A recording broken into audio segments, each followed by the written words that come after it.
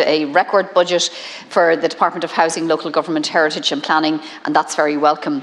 Housing for All is the biggest housing plan in the history of this state, and it is set to deliver more than 300,000 homes.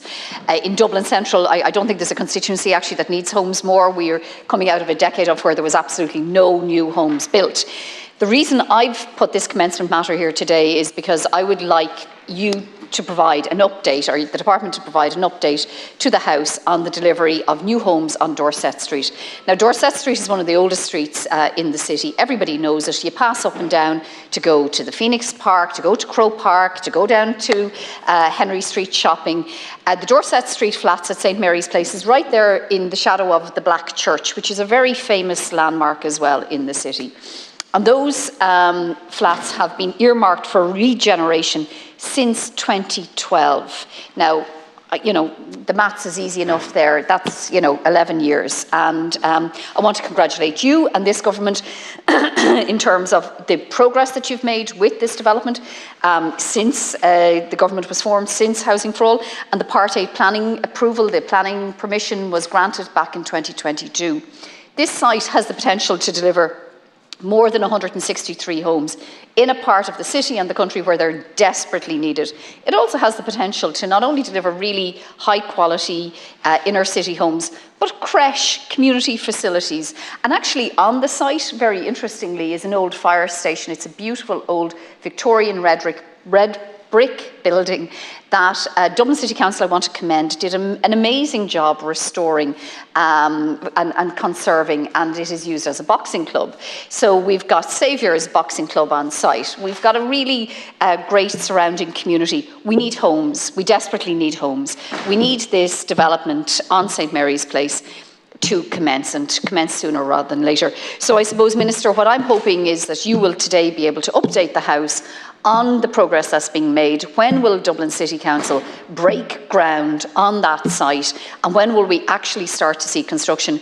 Because in the interim, Minister, the site has become such a destination for antisocial behaviour and crime and drug dealing that the City Council, I thank them for responding to my requests. I thank the Gardaí for responding to my requests, but they have had to move to putting up palisade fencing and to close off what is a prime site in the heart of our capital city, because it had become such a destination for antisocial behaviour.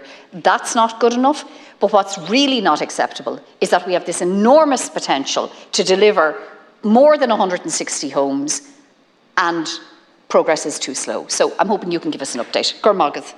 Thank you, Senator. Minister, you have 4 minutes.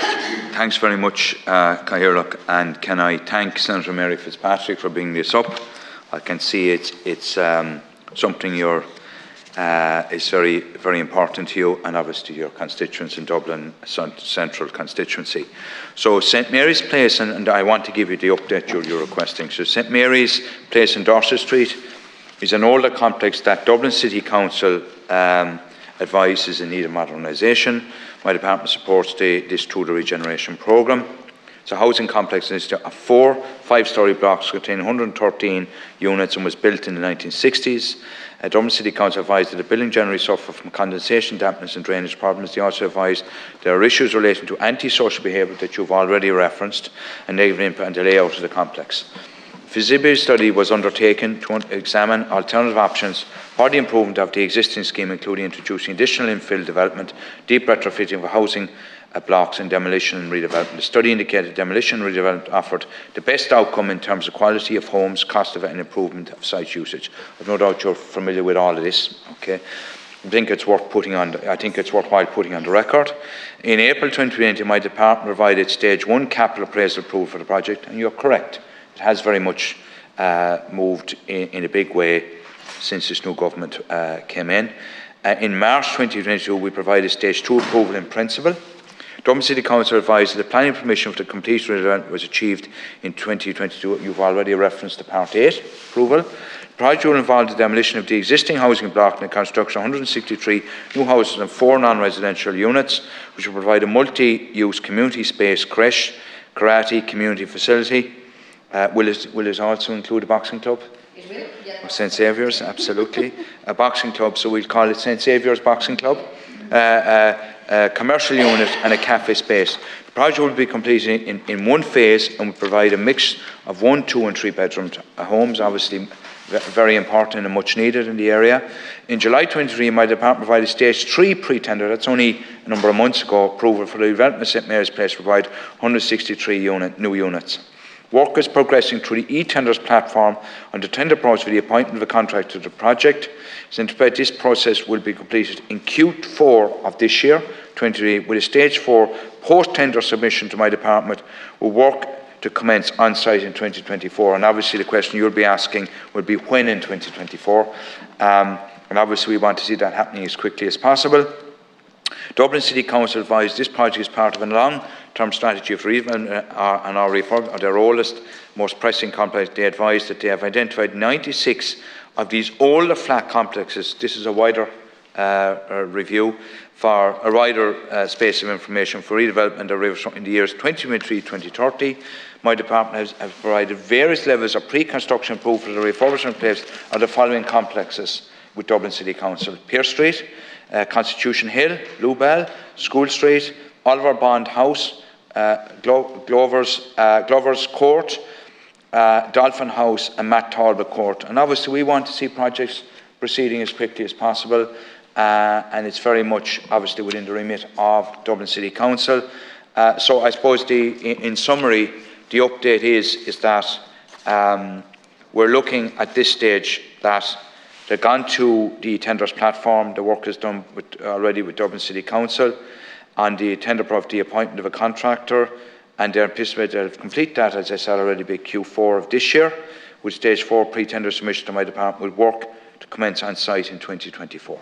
Thank you, Minister. Senator, you've 1 Yeah, minute. Gurmagad. And Minister, thank you for the detailed reply. And I do think it is worth putting on the record the work that has already taken place and the progress that is being made.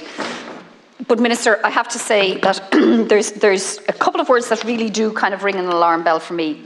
And it's that Dublin City advised that this project is part of a long-term strategy. Minister, we can't wait for long-term strategies in Dublin City anymore. We just cannot wait for Dublin City Council long-term strategies. Dublin City Council really needs to realise more ambition in their delivery when it comes to these projects.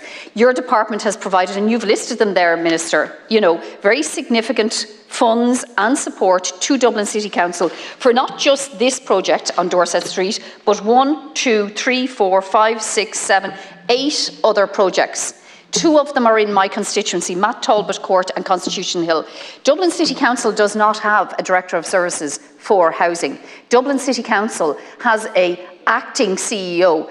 Minister, I urge you, as Minister for Local Government, please meet with us, meet with Dublin City Council. Let's review what it is that they are going to need to actually accelerate the delivery of these desperately needed homes in the city. Gurmagad. Thank you, Senator. Minister, you've 1 minute. Thanks very much, Senator Fitzpatrick. So the government, through Housing for All, is committed to increasing supply of social housing to an average of 10,000 social houses per annum between 2022 and 2030.